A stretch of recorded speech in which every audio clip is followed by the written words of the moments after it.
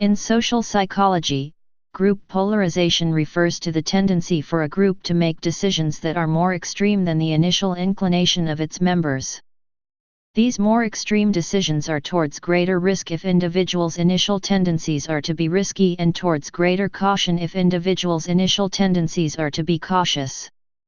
The phenomenon also holds that a group's attitude toward a situation may change in the sense that the individual's initial attitudes have strengthened and intensified after group discussion, a phenomenon known as attitude polarization. Overview. Group polarization is an important phenomenon in social psychology and is observable in many social contexts. For example, a group of women who hold moderately feminist views tend to demonstrate heightened pro-feminist beliefs following group discussion. Similarly, have shown that after deliberating together, mock jury members often decided on punitive damage awards that were either larger or smaller than the amount any individual juror had favored prior to deliberation. The studies indicated that when the jurors favored a relatively low award, discussion would lead to an even more lenient result, while if the jury was inclined to impose a stiff penalty, discussion would make it even harsher. Moreover, in recent years, the Internet and online social media have also presented opportunities to observe group polarization and compile new research. Psychologists have found that social media outlets such as Facebook and Twitter demonstrate that group polarization can occur even when a group is not physically together. As long as the group of individuals begins with the same fundamental opinion on the topic and a consistent dialogue is kept going, group polarization can occur. Research has suggested that well-established groups suffer less from polarization, as do groups discussing problems that are well known to them. However, in situations where groups are somewhat newly formed and tasks are new, group polarization can demonstrate a more profound influence on the decision-making. Attitude polarization. Attitude polarization, also known as belief polarization and polarization effect, is a phenomenon in which a disagreement becomes more extreme as the different parties consider evidence on the issue.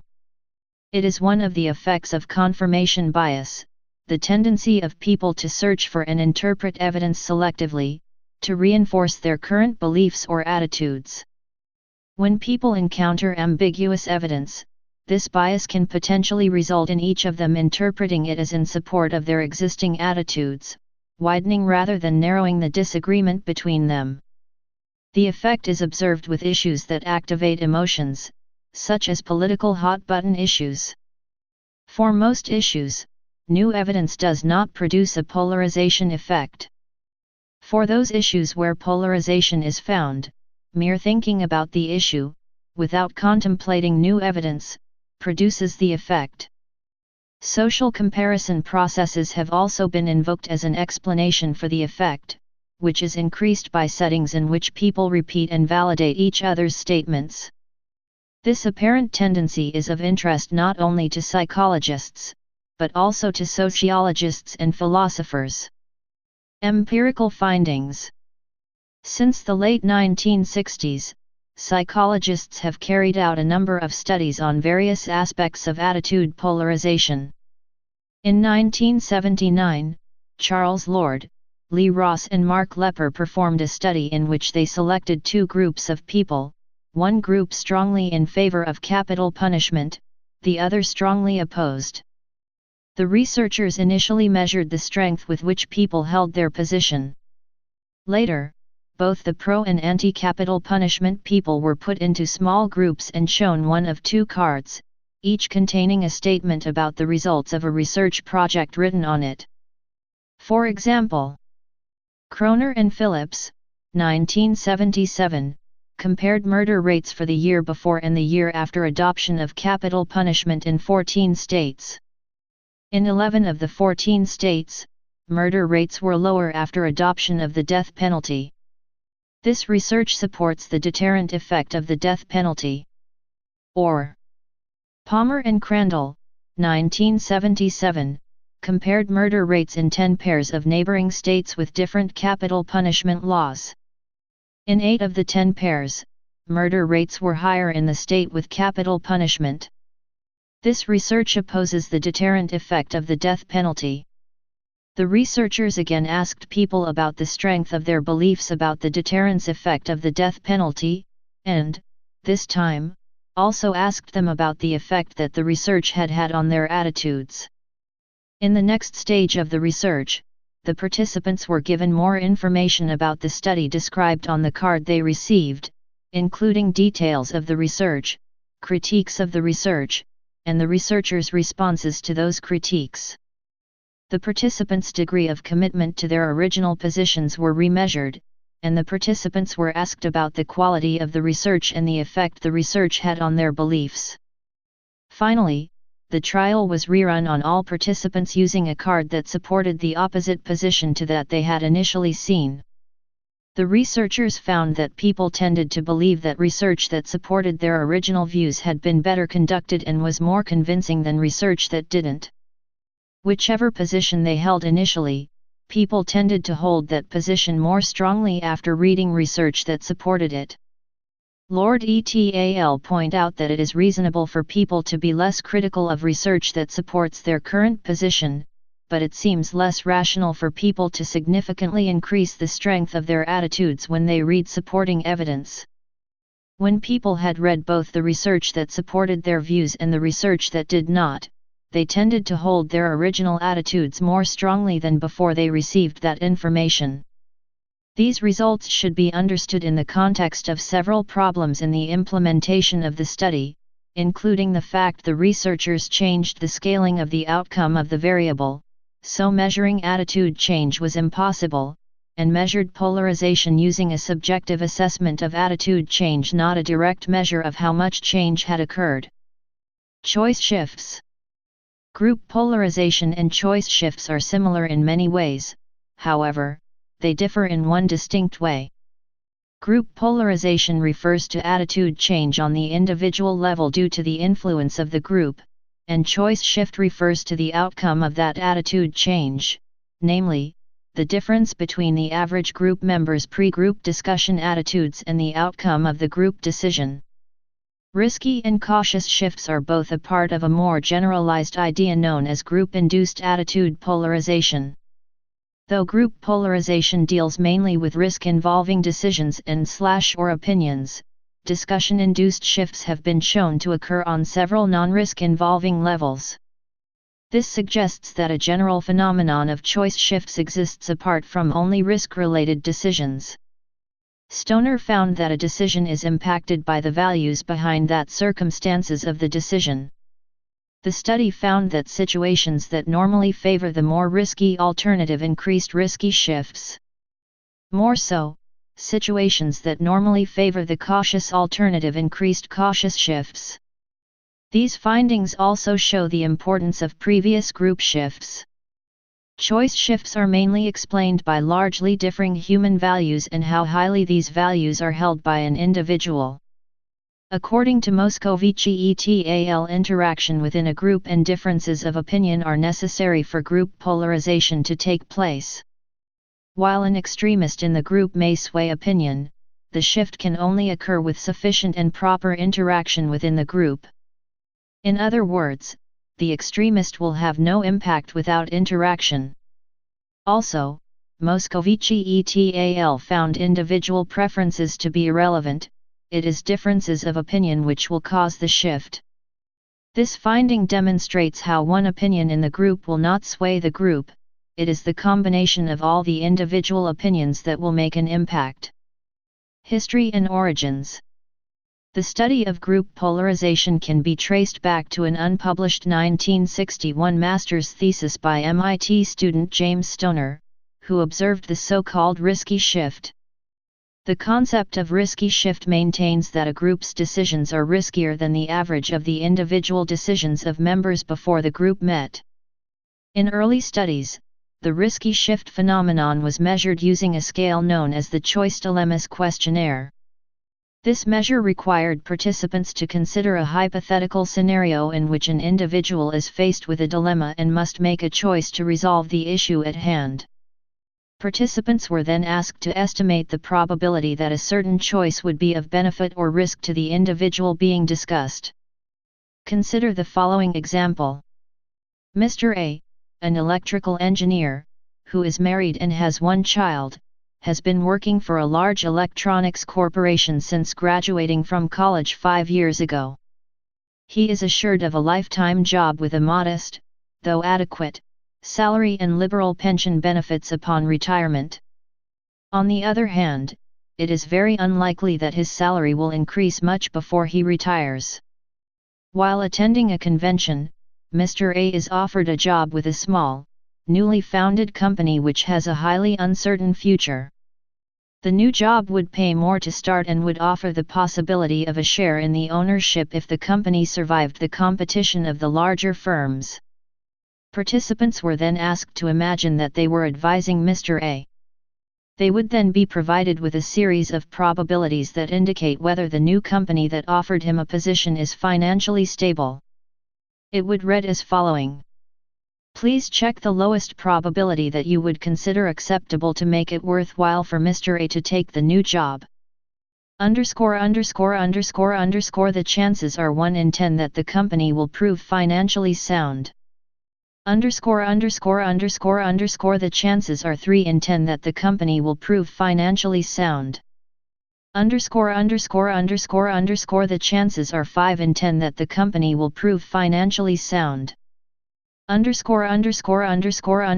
chances are 7 in 10 that the company will prove financially sound. The chances are 9 in 10 that the company will prove financially sound. Place a check here if you think Mr. A should not take the new job no matter what the probabilities. Individuals completed the questionnaire and made their decisions independently of others. Later, they would be asked to join a group to reassess their choices. Indicated by shifts in the mean value, initial studies using this method revealed that group decisions tended to be relatively riskier than those that were made by individuals. This tendency also occurred when individual judgments were collected after the group discussion and even when the individual post-discussion measures were delayed 2 to 6 weeks. The discovery of the risky shift was considered surprising and counterintuitive, especially since earlier work in the 1920s and 1930s by Allport and other researchers suggested that individuals made more extreme decisions than did groups, leading to the expectation that groups would make decisions that would conform to the average risk level of its members. The seemingly counterintuitive findings of Stoner led to a spurt of research around the risky shift, which was originally thought to be a special case exception to the standard decision-making practice. Many people had concluded that people in a group setting would make decisions based on what they assumed to be the overall risk level of a group, because Stoner's work did not necessarily address this specific theme, and because it does seem to contrast Stoner's initial definition of risky shift. Additional controversy arose, leading researchers to further examine the topic. By the late 1960s, however, it had become clear that the risky shift was just one type of many attitudes that became more extreme in groups, leading Moscovici and Zavaloni to term the overall phenomenon group polarization. Subsequently, a decade-long period of examination of the applicability of group polarization to a number of fields in both lab and field settings began. There is a substantial amount of empirical evidence demonstrating the phenomenon of group polarization. Group polarization has been widely considered as a fundamental group decision-making process and was well established, but remained non-obvious and puzzling because its mechanisms were not fully understood. Major theoretical approaches. Almost as soon as the phenomenon of group polarization was discovered, a number of theories were offered to help explain and account for it. These explanations were gradually narrowed down and grouped together until 2 primary mechanisms remained: social comparison and informational influence. Social comparison theory. The social comparison theory, or normative influence theory, has been widely used to explain group polarization. According to the social comparison interpretation, group polarization occurs as a result of individuals' desire to gain acceptance and be perceived in a favorable way by their group. The theory holds that people first compare their own ideas with those held by the rest of the group. They observe and evaluate what the group values and prefers.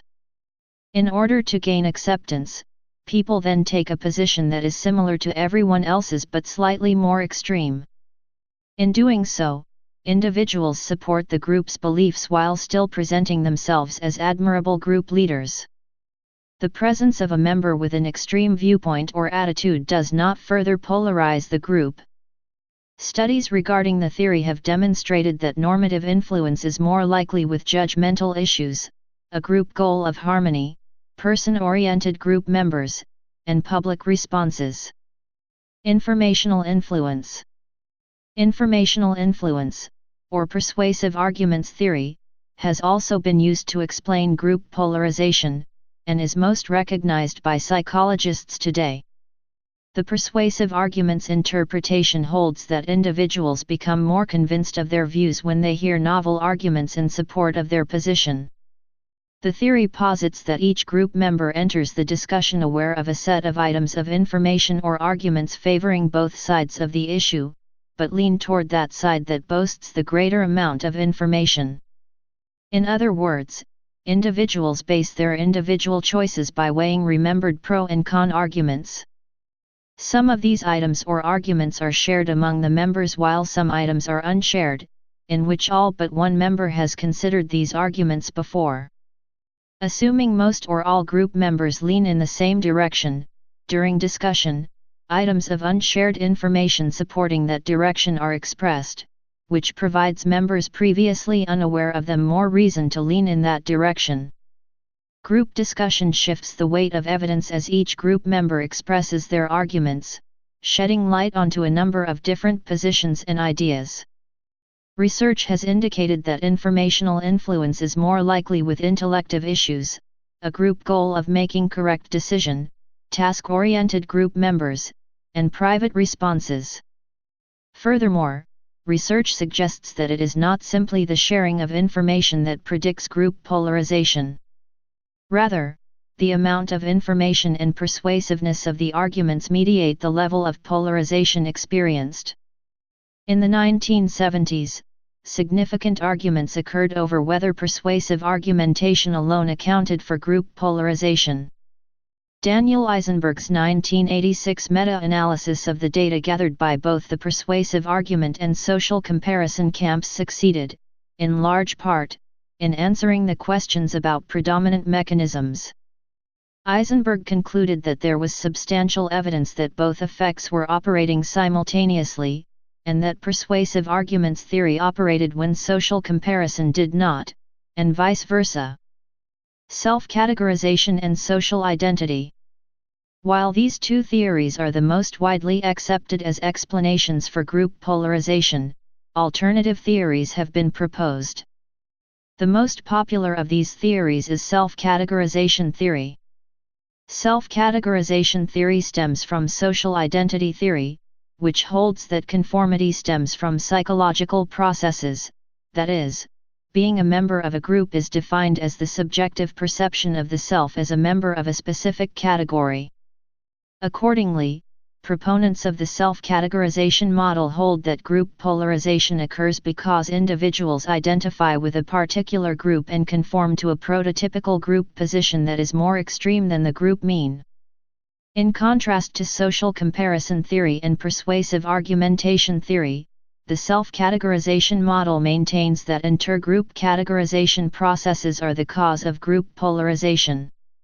Support for the self-categorization theory, which explains group polarization as conformity to a polarized norm, was found by Hogg, Turner, and Davidson in 1990.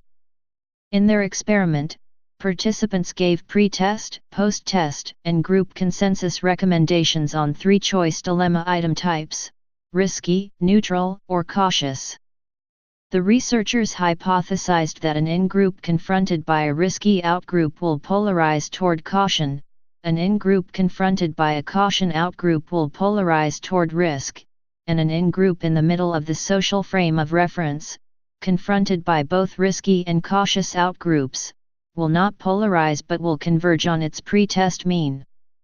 The results of the study supported their hypothesis in that participants converged on a norm polarized toward risk on risky items and toward caution on cautious items.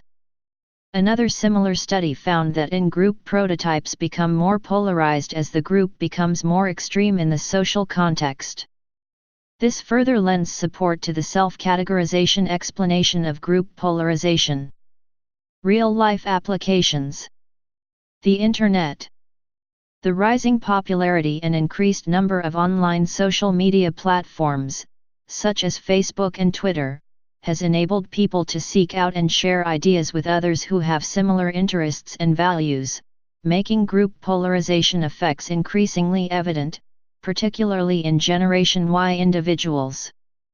Owing to this technology, it is possible for individuals to curate their sources of information and the opinions to which they are exposed, thereby reinforcing and strengthening their own views while effectively avoiding information and perspectives with which they disagree.